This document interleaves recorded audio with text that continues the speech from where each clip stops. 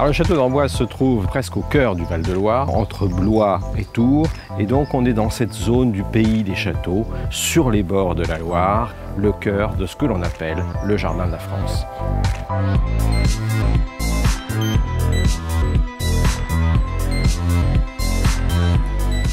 Le château reçoit, bon an, mal an, 350 000 visiteurs. Ça veut dire en moyenne un peu plus de 1000 visiteurs par jour. Et donc il y a une nécessité que le jardin soit chaque matin en parfait état pour le confort de chacun des visiteurs.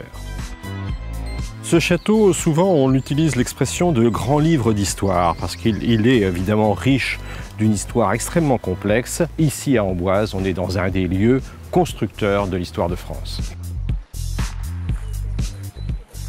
Le jardin n'est pas un accessoire du bâti, c'est un élément du tout.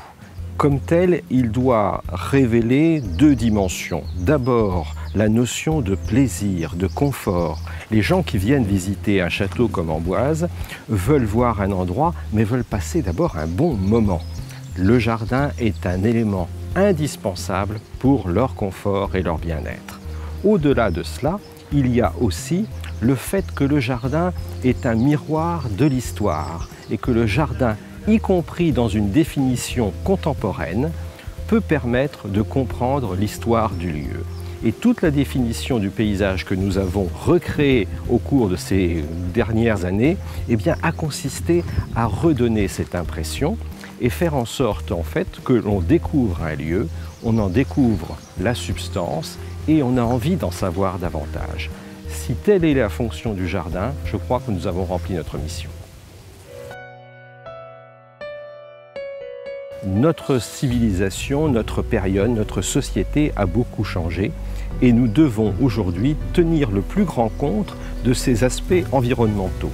Comme tel, il nous a paru indispensable que la gestion de ce jardin soit tout à fait éco-responsable.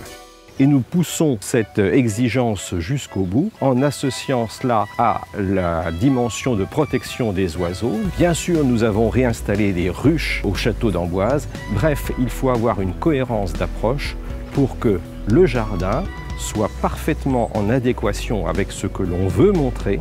C'est-à-dire que le patrimoine, ce n'est pas seulement le patrimoine historique, c'est aussi le patrimoine naturel, c'est-à-dire ce que nous voulons transmettre aux générations à venir.